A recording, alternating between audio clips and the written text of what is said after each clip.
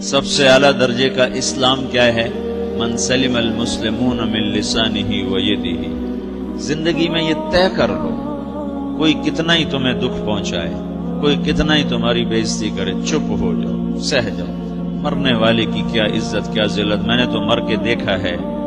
مجھے یہ حدیث سمجھ میں آئی ہے بڑی اچھی طرح، موتوا قبل ان تموتوا، کہ مرنے سے پہلے مر جاؤ۔ اس وقت اگر میں مر جاتا تو مجھے کوئی گالیاں دیتا تو مجھے کیا نقصان تھا، اور مجھے کوئی نعرے لگاتا میرے لیے تو میرا کیا نفع تھا۔ تو مرنے سے پہلے مر جاؤ۔ کوئی تمہیں برا بھلا کہے تو تمہارا کیا نقصان، تمہیں کوئی واہ واہ نعرے لگائے تمہیں کیا نفع ہے۔ اگر اللہ راضی ہے تو مرد آباد اور زندہ آباد سے بے نیاز ہو۔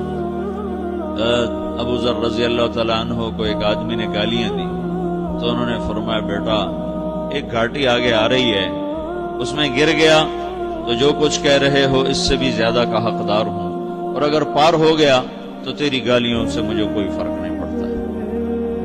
من سلم المسلمون من لسانہ و یدہ موتوا قبل ان تموتوا۔ چونکہ آج کل اخلاق ہیں انتقامی، معاف کرنے والے اخلاق ہیں نہیں، انتقامی اخلاق ہیں۔ ہمارا معاشرہ انتقامی ہے، اچھا کرو گے تو ہم اچھا کریں گے، برا کرو گے تو ہم برا کریں گے، جیسا کہو گے ویسا ہم سے سنو گے۔ یہ ہمارا ماحول ہے، یہ ہمارا۔ ایک ماں کہہ رہی تھی دوسری ماں کو، میرے پترا کدی کسی نے واسطے سلام نہیں کیتا، بڑے فخر سے کہہ رہی ہے، ہمارے اپنے گاؤں کی بات۔ میرے پترا کدی نہیں کسی نے واسطے سلام کیتا، مائی جڑا کرے انہوں کریں دے، جڑا نہ کرے انہوں پوچھ دے ہی کوئی نہیں۔ یہ وہ فخر سے کہہ رہی ہے۔ جو سب سے بڑا عیب ہے وہ سب سے بڑا فخر بنا۔ میرے پتروں کدی نہیں کسی نے واسطے سلام کیتا۔ جب ماں باپ نے یہ سبق دیا تو اولاد کا کیا قصور؟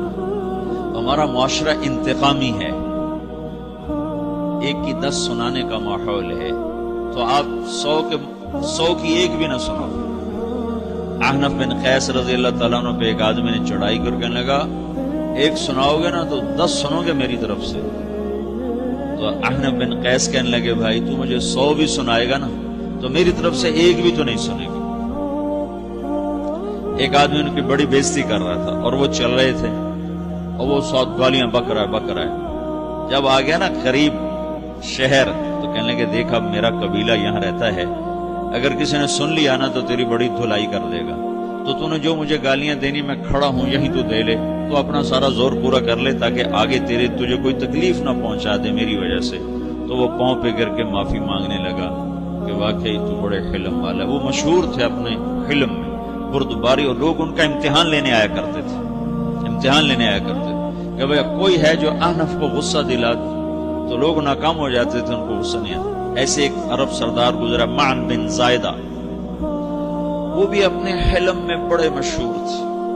ایک دفعہ لوگوں میں شرط لگ گئی کہ کوئی ہے معن بن زائدہ کو غصہ دلائے تو ہم اس کو انعام دیں گے۔ تو ایک شاعر نے کہا، میں غصہ دلاتا ہوں، تم دیکھنا ایسے سیخ پا ہو جائے گا جیسے جانور۔ تو وہ چلا گیا اس کی مجلس میں، دربار لگا، عرب سردار تھا بہت بڑا، دربار لگا ہوا، تو کہتا السلام علیکم۔ وعلیکم السلام۔ تو معن بن زائدہ پر ایک دور بڑے فخر کا گزرا تھا، پھر اللہ نے اس کو بہت بڑی سرداری دی، بنو عباس کا بہت بڑا یہ وزیر گورنر تھا۔ تو کہتا اتذکر اذ لحافک جلد شاۃ اذ نعلاک من جلد البعیر، کہوں بھائی تجھے یاد ہے جب تیرا بستر بکری کی کھال تھا اور تیرے جوتے اونٹ کی کھال کے تھے؟ تو کہنے لگا کیوں نہیں یاد، بھلا کوئی ماضی بھی بھولتا ہے؟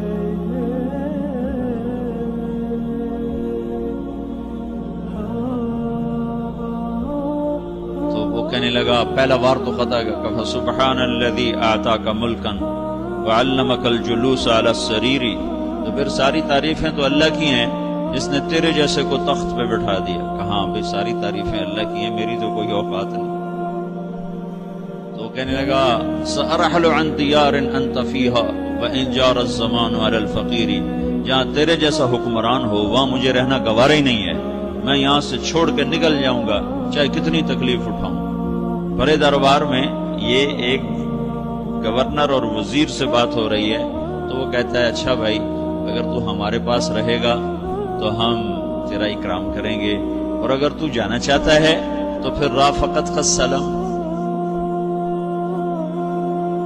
تو وہ یہ بار بھی خالی گیا تو کہنے لگا فجد لی ابن ناقصۃ بمال،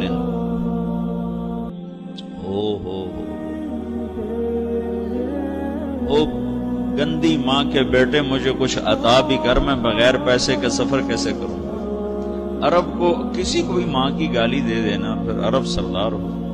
فجد لی ابن ناقصۃ بمال،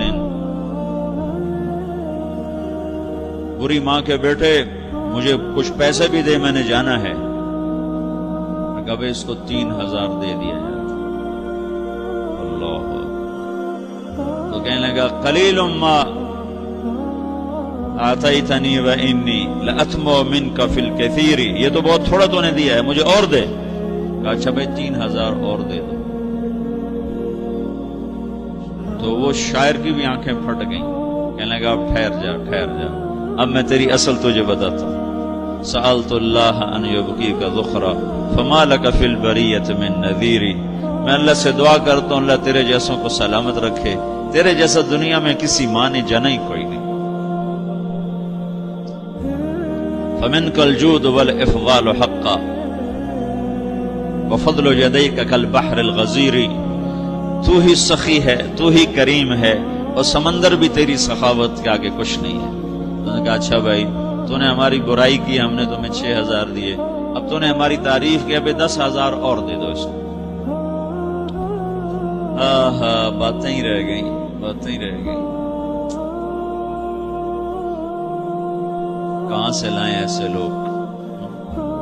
ہمارا معاشرہ انتقامی ہے، بدلہ لینے کا ہے، بدلہ لینے کا۔ تو میرے ساتھ کیا میں نے بھی کرنا ہے۔ اعلیٰ درجے کا اسلام یہ سکھا رہا نہیں چپ ہو جاؤ، سلامت بن جاؤ، سلامتی بن جاؤ، سلامتی کی علامت بن جاؤ۔ من سلم المسلمون من لسانہ ویدہ۔ اب وہ سوال کرتا ہے یا رسول اللہ ای الایمان افضل، سب سے اعلیٰ درجے کا ایمان کیا ہے؟ اسلام کیا ہے؟ کلمہ، نماز، روزہ، حج، زکات۔ اعلیٰ درجے کا اسلام کیا ہے؟ من سلم المسلمون من لسانہ ویدہ۔ یہ اخلاق کا ادنا درجہ ہے، ادنا درجہ ہے۔ ادنا درجے پر پہنچ کر آپ اسلام میں اعلیٰ درجے پر آ سکتے ہیں۔ وہ سوال کرتا ہے ایمان کیا ہے؟ تو آپ نے کہا اللہ پر، فرشتوں پر، کتابوں پر، رسولوں پر، موت کے بعد کی زندگی پر، تقدیر پر۔ اب ایک اور سائل سوال کرتا ہے ای الایمان افضل، سب سے اعلیٰ درجے کا ایمان کیا ہے؟ تو آپ نے فرمایا حسن الاخلاق، اچھے اخلاق سب سے اعلیٰ درجے کا ایمان ہے۔ جو آدمی اسلام میں، جو آدمی اخلاق میں، جو مرد عورت اخلاق میں ادنا درجے پر ہوتا ہے وہ اسلام میں اعلیٰ درجے پر پہنچتا ہے۔ اب اگر وہ اخلاق میں اعلیٰ درجے پر آ جائے تو اب یہ کہاں پہنچے گا؟ اب یہ کہاں پہنچے گا؟ میرا نبی کہہ رہا ہے سب سے اعلیٰ درجے کا ایمان ہے حسن اخلاق، حسن اخلاق۔ ابو ہریرہ نے پوچھا یا رسول اللہ وما حسن الاخلاق، یہ بھی ایک اور حدیث ہے، یا رسول اللہ حسن اخلاق کیا چیز ہے؟ تو آپ نے 3 چیزیں فرمائی، تصل من قطعک وتعطی من حرمک وتعفو عمن ظلمک، جو تم سے توڑے نہ تم اس سے جوڑو، نہیں کرتا سلام نہ کریں، کوئی ہم چھوٹے باپ کے ہیں، ہم تو کبھی بھی نہ کریں، ہم تو کبھی بھی نہ منہ تھوکیں بھی نہیں، ہم تو میرا نبی کہہ رہا ہے جو توڑے تم اس سے جوڑو، جو محروم کرے اسے عطا کرو، جو زیادتی کرے اس سے درگزر کرو۔